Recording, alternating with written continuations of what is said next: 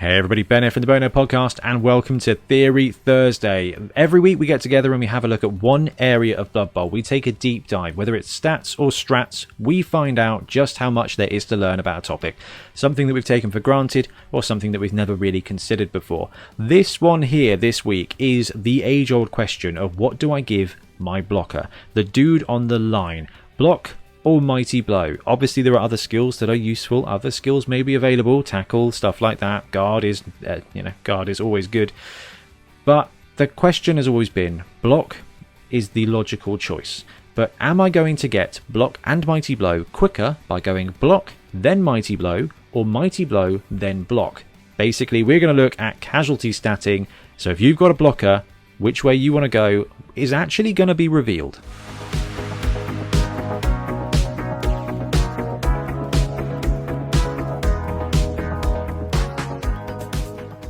But first, let's talk about blockers. So blockers are the players that go on the line of scrimmage and are there to win the line of scrimmage.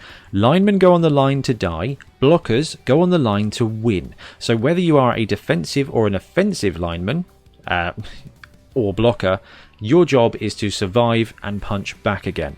Now, the thing is with blockers is they will get the most opportunity to have free blocks. Your opponent is going to want to base them, which means you get a chance to just punch them back. Now, a lot of blockers are going to be those strength 4 skillless pieces. Sauruses, Chaos Warriors, Nurgle Warriors, Big Un blockers. Black Orcs are still blockers as well, but they kind of already have a blocker skill in Brawler and Grab. Really interesting positionals. But then there are also strength 3 blockers as well. So Dwarf blockers, they don't necessarily count for this conversation because they already start with block. So we're looking at the high strength skillless players. Now, if you are on a team where you've got people who go on the line regularly, human linemen are a cracking example of this, you want to develop them to become your blockers. Some teams start with blockers, some teams don't, but the whole point of this is it going to be quicker for my dude to get the SPP to go block and mighty blow by going block first, getting better chance to knock people down, more chances of armor roll, or is it going to be quicker for me to knock him down and have a better chance to break the armor and get a more chance to get that casualty SPP? So let's go have a look at the numbers. But just in case you're not 100% sure what block and mighty blow do, block is the quintessential combat skill. When a both down result is applied during a block action, this player may choose to ignore it and not be knocked down. So whether you are being punched or punching, if you have this skill, this result does not affect you. It just goes away. So if you are being blitzed and they roll both down, you're not going down. Unless they've got wrestle, obviously, or juggernaut then becomes push. There's some outlying cases there, but block will protect you, and basically it's going to stop a turnover, and it is most of the time going to result in your opponent being smashed into the ground. But conversely, when your opponent does get smashed into the ground, this is the skill you wish you had. So when an opposition player is knocked down as a result of a block action performed by this player on its own or as part of a blitz action, you may modify either the armor roll or the injury roll by the number shown in brackets. This modifier may be applied after the roll has been made. So one massive change here is that Mighty Blow is no longer passive. It has to be activated by you doing stuff. So historically, if you punched a guy with Mighty Blow, he'd punch you right back and get that +1. Not the case anymore. You have to punch to get Mighty Blow. It's okay. It's a fringe case. It's definitely something to learn about, and it's definitely something to be cautious about. But it does a little bit make sense. And you also get to apply this after you've rolled the dice. So if you break the armor naturally, you can take that +1 and chuck it on the injury roll. If you don't break the armor, but you can use that +1, maybe it will get you a chance at a natural injury roll. So it's an interesting skill. Block makes them hit the ground more often. Mighty Blow makes them stay there. Okay, now it's number time. So what we're going to do is we're going to use this as our benchmark. This is blocking with no skills. And the target here we are going to assume is the classic lineman. No skills, armor 9+, potentially strength 3. Now, I appreciate there are lots of linemen out there that do not fit this category, and you may be going up against other blockers who are definitely going to have better armor and some skills, but we kind of figured the middle ground is going to be that skillless armor 9+. Obviously punching wood elves or Skaven is going to get you more SPP more quickly, and then if you're facing up against dwarves it's going to be definitely the other way. But actually we figure the middle line here is going to be that sweet armor 9+ no skills build. Now these are the stats here if you yourself has no skills, which is where we want to start. So 1 die, 33% chance of powering them to the ground. 2 dice, 55% chance of powering them to the ground. Once they're on the ground with armor 9+, you've got a 27.7% chance of breaking that armor, and all in all, 1 in 6 times you break the armor is going to result in that casualty, which is going to get you removal and SPP. Now let's put that together for a kind of middle ground. So 1 die block, 33% chance of knocking them down. Altogether, there is a 9% chance of breaking armor on a 1 die block with no skills, and all in all, 1.53% chance that when you punch a dude with no skills, when you have no skills, it's going to result in a casualty. That's 1 in 65 skillless 1 die blocks are going to get you 2 SPP. And as more Blood Bowl is more better, more Blood Bowl block dice are definitely more better. So 55% chance of a 2 die block knocking someone to the ground, 15% chance of breaking armor all in all, and a 2.55% chance of causing a casualty. That ends up at 1 in 39 2 die blocks with no skills is going to end up getting that casualty point. But once you've got those SPPs, you need to know what skill to take. So let's have a look at one of our first competitors, block. So you got a 50% chance of knocking a dude down with 1 dice and a 75% chance of knocking them down with 2 dice. And that is the massive advantage here of block. You are going to put your opponent on the ground a lot more frequently using that block skill. Armor 9+, still the same percentage chance, 27% chance breaking armor, and a 16% chance of, once you broke the armor, that resulting in a casualty. So let's see how it looks on a 1 die block. 50% chance of a knockdown occurring, 13.89% chance of breaking armor from that block, and a 2.31% chance of causing a casualty with a 1 die block with block against an armor 9+ player. That is 1 in 43 times you do that, it's going to result in 2 SPP, which obviously gets better with more dice. So 75% chance on a 2 die block to knock somebody to the ground. That is a 20.83% chance of breaking armor with a 2 die block with block. That's 1 in 5 of your blocks is going to end up with them prone and stunned, at least. Now 3.47% of the time black block is going to result in a casualty. That's 1 in 29 2 die blocks with block against armor 9+ is going to be a casualty. So 1 in 29 for 2 dice with block. And our other competitor is Mighty Blow. So block is going to get them on the ground more often. Mighty Blow is going to help keep them staying there. So 1 die block with no skills, 33% chance of knocking them to the ground. 2 dice is 55% chance. Now what we've done here to keep our maths as simple as possible, so it doesn't cover all the situations, so there's going to be a little bit of leniency when it comes to percentages, but we are going to assume that you are always using Mighty Blow to break armor. It's just the easiest way to start cogitating it. So if you get the player on the ground, armor 9+, you're breaking the armor 41% of the time, and obviously casualty is still a 1 in 6 at 16.66%. So 1 die block, Mighty Blow, no combat skills, 33% of the time they're going to end up on the ground. 13.75% of the time they're going to end up on the ground with their armor split open, and 2.29% of the time they're going to end up with their armor broken and their brains hanging out. So 1 in 43 blocks without block but with Mighty Blow is going to end up with a casualty. And on a 2 die block with Mighty Blow, 55% of the time they're going to end up on the ground. 22.9% of the time that is going to break that armor. So nearly 1 in 4 blocks is going to result in them being stunned, etc. 3.82% casualty rating. So 1 in 26 blocks at 2 dice with Mighty Blow against a vulnerable human lineman. 1 in 26 times, that's going to be extra SPP. And before we go straight up there and compare the two statistically, we're going to look at the end goal here. And the end goal has to be with blockers. Doesn't have to be. We're going to park the guard, tackle, other elements here. We're going to assume you're going for block, Mighty Blow, because these are the two skills we're looking at today. If you have block and Mighty Blow and you are facing against the same opponent we've been facing against this entire video, 1 die block, 50% tie. 2 die block, 75% time, and armor 9+, 41% chance of breaking it, and 16% chance on casualty. 1 die blocks, please.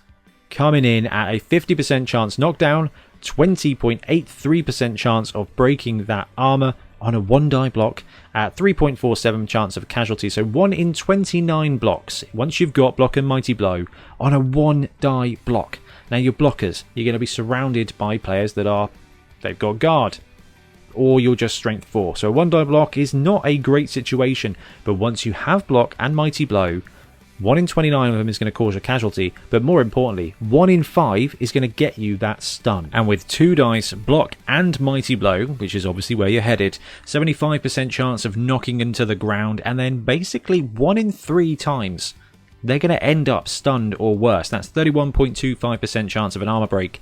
All in all, 5.21% chance of a casualty here with block and mighty blow. That equates to 1 in 19 of your blocks, and that is your end goal here, is once per every other game you kind of just want to have that removal. So here we have it. This is 1 die blocks first of all, so casualties per block. No skills, 1 in 65. Block alone, 1 in 43.2 casualties per block. Mighty blow on 1 dice, 1 in 43.6 are going to get you a casualty. If you've got brawler, 1 in 55. Alright, so brawler, they're not being as good as block. And just because, you know, stats, block mighty blow 1 in 29 and brawler mighty blow 1 in 37. So if you're considering it for Black Orcs, you already start with brawler. That's why we're going to do this. For 1 dice here, no skills 1 in 65, mighty blow 1 in 43.6. So if you take mighty blow as your first skill with a Black Orc blocker that has brawler, it's going to jump straight to 1 in 37. And the big one, I think, here is probably the most important, because when you are blocking with blockers, you are normally going to get 2 die blocks. So 2 die blocks, armor 9 plus target. Target has no skills. Casualties per block. It's actually blocks per casualty. Never mind. No skills, 1 in 39. Block, 1 in 29. 1 in 26 of your mighty blow blocks are going to be a casualty, and if you've got brawler, it's going to be straight up 1 in 35. So your Black Orcs already start better than a skillless player. They are starting basically halfway between block and no skills. That is basically the quickest and most succinct way to describe brawler. It's just like half block. Block mighty blow 1 in 19 and brawler mighty blow 1 in 23. So if you are a Black Orc and you take mighty blow, 1 in 23 with 2 die blocks. So mighty blow is looking really good here for Black Orcs, but we're not looking at Black Orcs, we are looking here. Block 1 in 29, mighty blow 1 in 26. So it's time for the summary here, guys. If you are a player that likes to control the pitch, block is the right way to do it. For 2 die blocks, you're going to save a little tiny bit of time. So what's that? 29 versus 26. That's like, what, a tenth? You're going to save a tenth of the time to get the SPP if you take mighty blow first. But there's going to be almost a third of the time extra your opponent's going to be on the ground with block. So the choice is still yours. If you want to skill up as quickly as possible, the optimal way to do it is to do it with mighty blow. But it will cost you more games. If you want to win more and you're happy waiting for that player, block is the best way to do it. If this is a team that you are binging online, playing loads of games and you don't care about your win-loss percentage, you just want to grind out those SPP, then mighty blow is the right way to go. So if you're racing to get them both, mighty blow is going to save you about a tenth of the time. If you're racing to win games and doing it, block is the right thing to do. I'm sure that's not going to surprise anyone anywhere. The happy thing for me, though, is taking mighty blow on that sweet, sweet Black Orc takes it down to 1 in 23 blocks straight off the bat. So I have always considered that being a real benefit, and I'm glad that statistically it's come out. And the interesting thing here is that 1 die block, I had to put the percentage in because it's like 1.26, 1 in 26.2 blocks for block and 1 in 26.6 blocks for mighty blow. So if you're 1 die blocking I think gives a slight advantage. If you're 2 die blocking, mighty blow gives you more of an advantage, but it is still slight. So that is ultimately the answer to this conundrum. Do I take block? Do I take mighty blow? If you want to win games, take block. If you want to hurt things, take mighty blow. And that is going to be your challenge, is going to be choosing which one of those you want to do. But unsurprisingly, taking mighty blow is going to help you get those SPP quicker. It's just whether a tenth of the time is going to be worth it. It is quite funny to think about how many blocks you need to throw, and it does kind of work out. If you look at some of these stats, actually getting a casualty 1 every other game, every 3 games, feels about right, and looking at the amount of blocks you have to throw, I think that's about right. There is one more chart for us to look at because I couldn't resist, and that is block, claw, mighty blow, armor value 9+. So when you look at the stats for this one, block drops things down to the ground more often, Claw keeps it at 41% chance of breaking armor, and Mighty Blow boosts up the chances of causing a casualty from 16% to 27%, I think. So 2-die block with a block claw Mighty Blow piece, 75% on the ground. 43.75% of the time they are staying there, and a sweet 12% casualty rating. So if ultimately you want to murder things and remove them from the pitch, probably should have done it for piling on as well, or whatever it's called now.